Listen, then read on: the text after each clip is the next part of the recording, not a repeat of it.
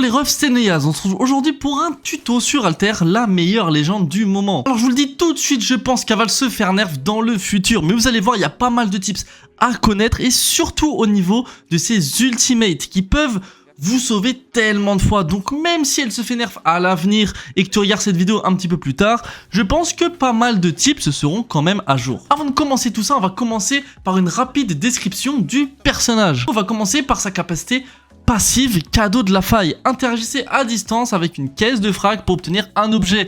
Saisissez à distance la bannière d'un coéquipier. Capacité tactique, passage du vide. Créez un portail de part et d'autre de n'importe quelle surface à moins de 25 mètres d'épaisseur. On verra ça par la suite, mais vous verrez qu'il y a peut-être des petites exceptions. Et capacité ultime, Nexus du vide. Générer un dispositif auquel votre escouade peut accéder via un portail. Deux portails peuvent coexister sur la carte. Ensuite, les capacités liées à sa classe, donc escarmouche. Aperçu du pack de soutien. Révélez le contenu du pack de soutien pour voir l'objet de plus haute valeur qu'il contient. Avant-garde, les alliés obtiennent un boost de vitesse s'ils courent vers vous sur une longue distance. Et KO chargé, vous gagnez une charge supplémentaire et une régénération de PV en mettant KO une légende ennemie. Bon, maintenant qu'on a vu globalement de quoi la légende est capable, on va directement voir point par point comment utiliser au mieux ses capacités. Comme vous savez, ce n'est pas forcément une légende incroyable pour gagner un fight, mais c'est une légende qui a pour but de gérer l'espace sur la map et qui a une capacité de sauvetage et de reset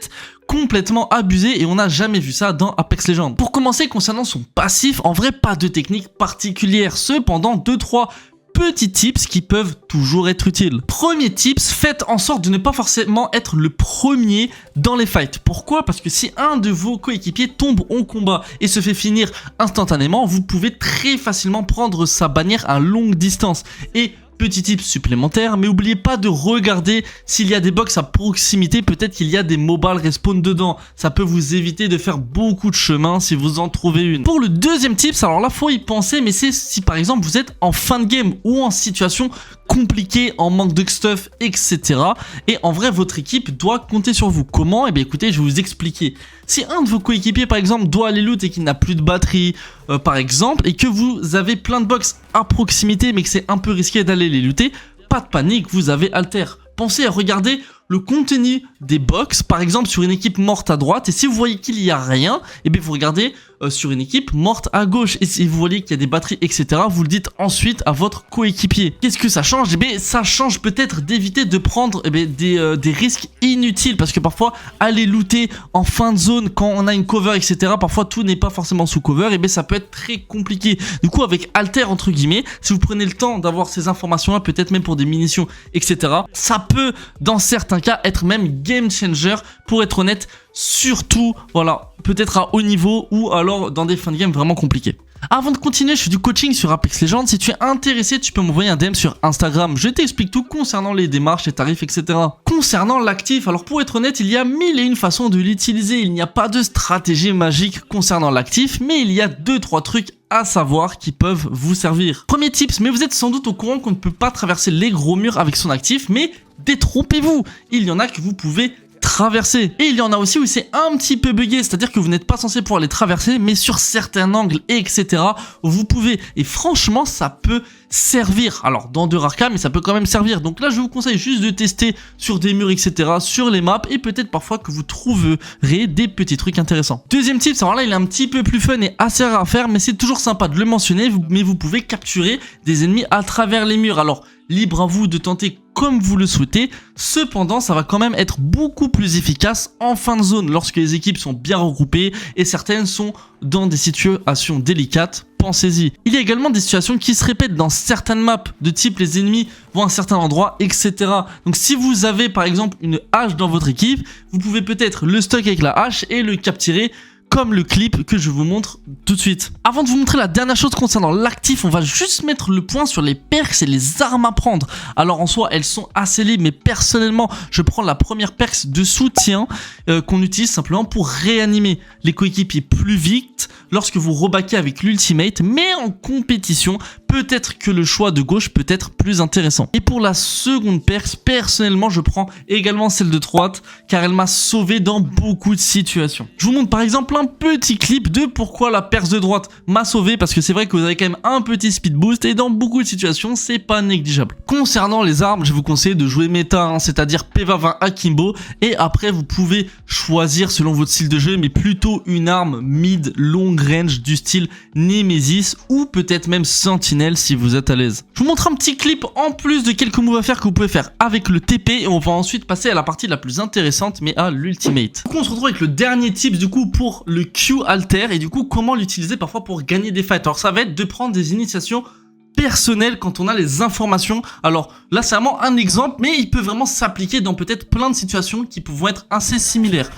Donc là par exemple on sait qu'il y a une équipe du coup par exemple qui est vraiment regroupée à gauche. On a eu les informations un petit peu avant, même si on va pas sur le clip. Et du coup qu'est-ce que je peux faire? C'est simplement de prendre un angle, mais mon angle ne va pas servir à tuer, ça va pas servir à peut-être prendre une information ou quoi, mais à mettre la pression. Donc si je tue etc tant mieux, mais vous allez voir que du coup ça va totalement leur fucked up leur position, parce que entre guillemets s'ils attendent pas qu'un personnage traverse le mur pardon à cet endroit là, c'est pas censé entre guillemets arriver. Mais c'est vrai que maintenant comme on joue alter, on peut vraiment faire ce genre de move qui surprend pas mal. Donc regardez par exemple, attends, je tente un petit move là. Hop, comme je dis, je tente un petit move et là vous voyez j'ai un angle qui va les surprendre. Honnêtement j'aurais pu mettre bien plus de dégâts. Là j'aurais pu du coup directement reload etc. J'ai pris le temps de me heal. Mais vous avez vu que même si là par exemple je suis plus derrière, et bien eux qui sont en position, ils vont également penser que je suis encore derrière eux, enfin ou du moins que je peux y revenir. Du coup ça a totalement fucked up leur position.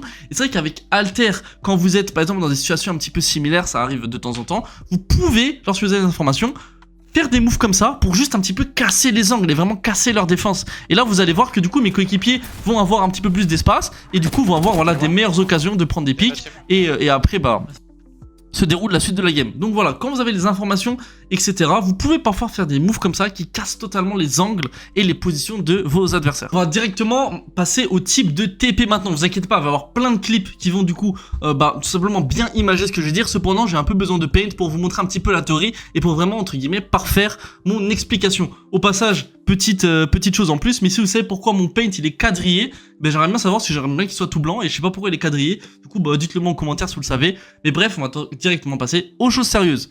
Pour commencer, voilà, les TP les plus simples, du coup, vert ça va être vous, violet ça va être les TP, et du coup, attends, il est où mon truc, voilà. Et du coup, rouge ça va être les ennemis. Donc TP très simple en fait, voilà. Les TP tout simplement pour rollback, donc avec un seul TP. Cependant, petit tips en plus, faut y penser. Alors, quand vous savez que vous allez prendre un sort de partie ou que vous allez avoir un fight, je vous conseille de mettre un TP, du coup. Donc, par exemple, ici. Vous inquiétez pas, après, ça va être un petit peu plus technique, hein. Là, je dis vraiment la base, voilà. Peut-être des gens qui connaissent pas trop le personnage, etc. Par exemple, vous savez que vous allez prendre un fight, vous le savez, hein. Hop, vous allez prendre un fight, vous mettez un TP ici, un petit peu plus loin. Ensuite, vous allez prendre votre fight, hop, et vous allez, du coup, fight les ennemis. Petite précision en plus, petite précision en plus, plutôt anecdote que je raconte. Essayez peut-être de mettre vos TP dans la zone si c'est possible. C'est-à-dire que par exemple, si vous ne savez pas que vous allez prendre un fight ou vous n'avez pas prévu parce qu'il n'y a pas de tir, etc., gardez votre TP, dirigez-vous en zone, d'accord, et mettez votre TP en zone. Voilà, c'est vraiment mieux pour la suite, ça peut éviter peut-être certains problèmes parfois. Si par contre vous êtes hors zone et que vous vous doutez que vous allez avoir un fight, mettez quand même votre TP hors zone, c'est pas grave. Voilà, donc ça c'est quand même un tips assez important et qu'il faut préciser. Donc voilà, votre TP va avoir à peu près pardon, excusez-moi, va avoir à peu près ça de portée, admettons. Oui, je le fais super gros, mais on s'en fout, c'est pour l'anecdote. Donc voilà, par exemple, vous avez entendu des tirs ici. Mince, alors, je me confonds sur les couleurs. Vous avez plein de tirs ici, etc. Vous mettez votre petit TP, même s'il est hors zone, c'est pas grave. Cependant, si il n'y a pas de fight de prévu, il n'y a pas de machin, premier objectif, allez en zone. Une fois que vous avez mis votre TP en zone, allez où vous voulez. Même vous retournez en zone, on s'en fout, vous avez un TP en zone. Vous voyez ce que je veux dire? Bref, j'ai un petit peu parlé, mais on va passer aux choses un petit peu plus intéressantes. Du coup, deuxième chose par rapport au TP, et là je vais vous mettre un clip et c'est vraiment intéressant. C'est vraiment une stratégie peut-être que pour le coup les gens ne savent pas. Là, ça va être le double TP, mais va y avoir un TP qui va, alors peut-être ne pas avoir pour objectif du coup ce qui va juste servir de pont en fait entre, le deuxième TP va servir de pont pour le premier TP. Je m'explique. Admettons que zone pas zone là pour le coup. Alors toujours essayer de mettre en zone, mais parfois c'est pas possible. Donc c'est à dire que par exemple voilà, là dans les situations que je vais vous montrer, j'avais mis un TP ici parce qu'on savait qu'on allait avoir un fight un petit peu plus loin. Donc par exemple je vais mettre mon TP ici. Ok, et il va avoir ça comme portée. Ok. Ah donc là toujours pareil. Nous on est là, on va se diriger hop dans cette zone là. Et pourquoi? Parce qu'il y a un fight ici. Mais du coup, là, c'est compliqué parce qu'il n'y a pas beaucoup d'espace. Hop, on va mettre en jaune. Je sais pas si on va pas très... Bref, mais il n'y a pas beaucoup d'espace entre le fight et par exemple la zone du TP. Enfin, il y a un petit peu d'espace, pardon, excusez-moi. Du coup, ça veut dire que si par exemple on meurt à peu près ici, ça va être compliqué de reback. Et c'est là où, du coup, je vais vous montrer le clip juste après. Enfin, on va l'analyser d'ailleurs. Mais où ça va être très important de mettre un TP, ça va être un TP de pont. Donc là, pas forcément obligé de le cacher, même si c'est mieux, mais parfois vous pouvez pas parce qu'il faut vraiment third party vite, etc., etc. Et du coup, vous allez mettre un TP un peu n'importe comment, genre ici par exemple, ok? Vous allez mettre un TP un petit peu... non, pardon, ici, excusez-moi, bon là je fais n'importe quoi. Vous allez mettre ici un petit peu avant de trucs, genre vraiment à la bordure, hein, ok? Et celui-là, il va avoir tout ça comme portée, par exemple, ok? Il va vraiment avoir tout ça. Et à quoi ça va servir? Eh bien ça va servir que si vous mourrez, si vous vous refaites third derrière, etc. Par exemple ici, vous allez vous TP d'ici. Je l'ai déjà fait plusieurs fois, c'est vraiment une technique qui peut être intéressante. Vous allez vous TP ici, puis après vous re-TP là-bas. Et du coup les mecs peuvent pas vous suivre en fait quand vous faites ça. Et du coup ce TP là en soi, il ne sert pas du tout entre guillemets pour reset ici. Il sert vraiment en fait de connecteur. Et là vous pouvez faire une énorme partie de la map. Voilà, donc... C'est pour ça que quand vous avez un double TP, essayez quasiment tout le temps, on va dire, de toujours les connecter entre eux. Ok? C'est pas obligé, là je l'ai fait de façon linéaire. De toute façon, on va revoir là, entre guillemets, presque la même chose, mais de façon pas linéaire pour que vous compreniez également dans un autre clip. Mais ça peut vraiment servir. Donc en général, et je trouvais ça très important de montrer ça, mais les gens ils mettent leur TP, ils en mettent un là-bas, un là-bas. Et du coup ils choisissent soit là-bas, mais ça veut dire qu'ils peuvent pas, par exemple à droite, mais ils peuvent pas reprendre le TP de gauche, ou soit le TP de gauche, mais ils peuvent pas aller au TP de droite. Mais là, en fait, avec ça, ça veut dire que soit vous pourrez, par exemple, reset sur ce TP-là, ou soit vous pourrez du coup faire office de connecteur. Et du coup, bah, c'est vraiment bien plus intéressant, c'est une strat qui est extrêmement efficace et que là pour le coup pas beaucoup de personnes connaissent, mais je vous montre le clip dès maintenant. Donc, du coup je vous montre exactement ce que je vous ai montré du coup en vidéo. Donc là vous voyez par exemple en haut à gauche sur un minimap la portée pardon de mon premier TP, et on a un third party à prendre mais il est hors de portée, donc si on meurt, eh bien on n'est pas sécurisé. Du coup regardez ce que je fais. Est-ce que je fais en avance un petit peu et je mets un TP en dessous ici. Voilà, je mets un TP ici. Alors forcément c'est mieux de le cacher, mais parfois il n'y a pas les timings, il n'y a pas machin, et en vrai en règle générale il y a quand même très peu de chances que des gens soient ici ou qui voient le TP directement. En général, il y a quand même un petit temps d'attente. Voilà. Donc là, vous avez vu, regardez en haut à gauche, ça veut dire que mon TP est à l'intérieur de la zone de l'autre TP. Ça veut dire que là, on va faire office de connecteur. Donc ensuite, on va prendre notre third party tranquillement. Hop, je vais vous montrer, voilà. Hop, donc là, tout simplement, voilà, je vous montre la fin du fight. C'est pas très intéressant. Voilà, donc là, on finit le fight et du coup, bah, vous allez voir qu'est-ce qui va se passer. Là, en vrai, on a fini notre fight tranquillement et du coup, vous allez voir que Aski, bah, il va mourir parce que bah, il est très mauvais. C'est une petite blague. Non, Aski, il va tomber et du coup, il a dit de prendre le TP. On se fait TPage dessus. Du coup, oui, heureusement qu'on met le TP parce qu'on n'aurait pas pu prendre le premier.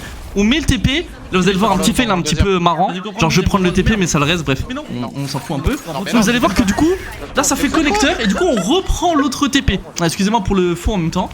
Et du coup, bah, ça va nous permettre de reset. Donc, si j'aurais pas mis le TP entre guillemets de transition, eh bien, ça aurait été un petit peu compliqué. Je vous montre un autre clip. Du coup, là, c'est à peu près la même chose, mais dans un format un petit peu différent. Parce que là, entre guillemets, je vous ai montré dans un format totalement, entre guillemets, linéaire. Et du coup, là, je veux tout simplement vous montrer une escape que peut-être vous avez vu sur TikTok, qui a fait peut-être 30 000 vues, 20, je sais plus, entre 20 et 40 000 vues, j'en ai aucune idée, donc ça a fait quand même un petit peu de ce TikTok. Les gens ont vraiment pas mal aimé, et du coup là je vous montre un peu cette escape que j'ai fait. Mais pourquoi? Parce que j'ai vraiment bien placé mes TP, je vous montre ça. Donc là par exemple, vous voyez, mais je me fail, c'est ma faute si on perd le fight, hein. En fait je suis tombé, j'ai pas fait exprès, mon mate a voulu m'aider, il est mort, ok.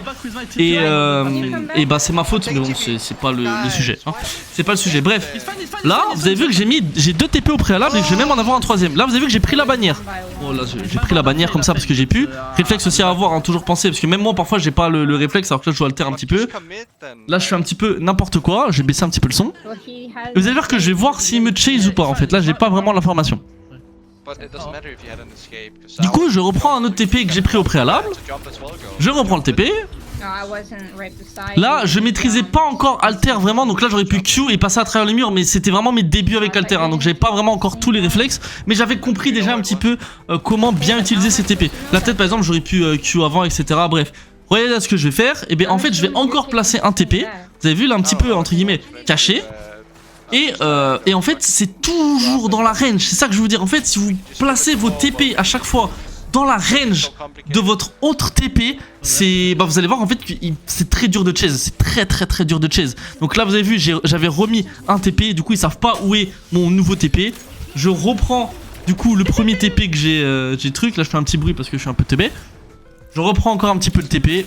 Et du coup vous allez voir que là du coup ils essayent de me chase et que du coup je reprends encore le TP qui est dans la range. Et du coup en fait vous pouvez faire ça vraiment autant que vous voulez limite. Bref, entre guillemets, là c'est vraiment un exemple d'escape, mais je force l'accent là-dessus. Essayez au maximum, c'est pas que c'est possible tout le temps, mais en vrai c'est vraiment souvent possible, de mettre tous vos TP dans la range. Et du coup, dernière chose à savoir, alors là ça va être valable, c'est à propos de votre, entre guillemets, soit troisième TP, vous appelez ça comme vous voulez, ou votre TP de sauvetage. Je m'explique. Toutes les situations qu'on a vues avant, en vrai, c'est valable. Et par exemple, si vous avez des accélérants d'ultimate, essayez de les prendre et d'avoir un TP en permanence sur vous. Pourquoi? Parce que parfois, ça peut arriver que des alliés soient vraiment loin de vous pour X ou Y raison, à raison ou à tort, un allié qui gride un peu ou même qui a juste pas de chance ou peu importe. Mais bref, qui meurt assez loin de vous. Genre par exemple, vous êtes là, ok? Et lui, il est mort par là, il s'est fait trap, il s'est pris une balle de crabbeur, il a mal joué. Peu importe la raison, mais en tout cas, il est mort. Ok, par des mecs par exemple pas très plutôt par des mecs mi-longue distance. Je pense que c'est une situation très honnêtement qui vous est arrivée et qui m'est arrivée. Du coup je vous montrer le clip. Très simple, vous voyez très bien où je veux en venir. Vous avez un TP sur vous, vous dites ok mets-toi derrière une petite cover. Donc imagine il se met derrière une petite cover après être mort. Hop, prends mon TP, vous mettez un TP littéralement sur vous. Le TP il fait tout ça comme range admettons. Ok, boum, il se TP. Tac, hop, vous pouvez raise. Je vous montre le clip dès maintenant, vous allez comprendre, et ça c'est très important parce que les alters le font pas, mais c'est très important. Voilà, je vous montre ça dès maintenant. Regardez, là on avance tranquille, il est en train de tirer un peu ses ennemis, boum, il meurt d'un coup. Bon, au passage, je crois que c'est un cheater si j'ai pas de bêtises, mais du coup là, qu'est-ce qui se passe? Je mets un TP sur moi, tout simplement. Il s'est mis un petit peu safe, on met un petit peu de pression en attendant. J'ai Aski, c'est une lifeline, donc il va se diriger pour le raise. Et tout simplement là il est revenu et ça me permet de reset très facilement et très simplement. Donc voilà, c'est pour ça que même si vous avez vos 2 TP, vos machins sur les situations, ah, genre ma caméra qui se met un petit peu floue, je vais vous expliquer pendant que je le fais, et B, vous pouvez tout simplement reset de cette façon là. C'est pour ça que même avoir un TP sur vous, mais par contre là du coup, comme j'ai dit au tout début de la vidéo, souvenez-vous bien, essayez pas d'être devant. Alter c'est pas trop le personnage forcément, à part quand on a vu le tips un petit peu du Q Alter, mais c'est pas trop le personnage en général qui va aller devant, qui va initier quelque chose, mis à part dans certaines situations comme on a vu où c'est à moi de la débloquer en faisant des Q, en prenant de l'espace, en cassant les angles, voilà.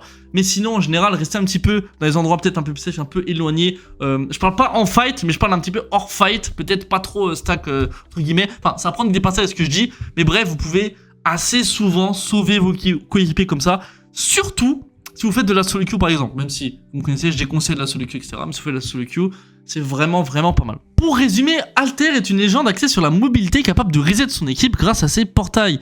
Bien maîtrisés, ces portails peuvent totalement changer le cours d'une partie. Parfait pour s'échapper ou se repositionner stratégiquement. Si la vidéo t'a plu, n'hésite pas à lâcher un petit j'aime, un petit commentaire, ça me ferait extrêmement plaisir, ça m'aiderait énormément. Sur ce, je vous dis à la prochaine vidéo et je vous fais la bise les refs.